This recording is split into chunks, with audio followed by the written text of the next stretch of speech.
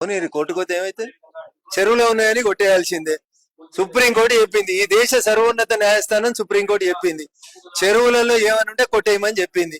అది నాగార్జున, రఘునందన్ రావు, ఎన్టీ రామారావు గారా ఇంకోరు అని సంబంధం లేదు. చెరువు కబ్జా అయింది, కొట్టేయాల్సిందే. దాంట్లో ఇంకా స్టేలు ఏముంటాయి? ఈ దేశ సర్వోన్నత న్యాయస్థానం సుప్రీంకోర్టు కంటే పెద్ద కోర్టులు ఏమున్నాయి? సుప్రీంకోర్టే చెప్పింది 24 గంటలలో ఎట్లాంటి నోటీసులు లేకుండా ఏది ఉన్నా డిస్మెటల్ చేయమని చెప్పారు. అంటే 10 బీఆర్ఎస్ చేయండి, ఇప్పుడు కాంగ్రెస్ ప్రభుత్వం చేస్తుంది ఎట్లా? సో 10 బీఆర్ఎస్ చేయలేదు కాబట్టి అప్పటి మున్సిపల్ మంత్రిని తప్పుపడుతూ ఆయనను అరెస్ట్ చేసి జైల్లో పెట్టుర్రి. చీఫ్ సెక్రటరీ గారితో ఎవరెవరు ఎంత కబ్జా చేసిరో రేపు ఒక శ్వేతపత్రం ఏంటని ప్రభుత్వాన్ని డిమాండ్ చేస్తుంది. అంటే ఒక అడ్వకేట్ గా మీరు ఏం చెప్తారు దీన్ని? ఎట్లా ఏ విధంగా?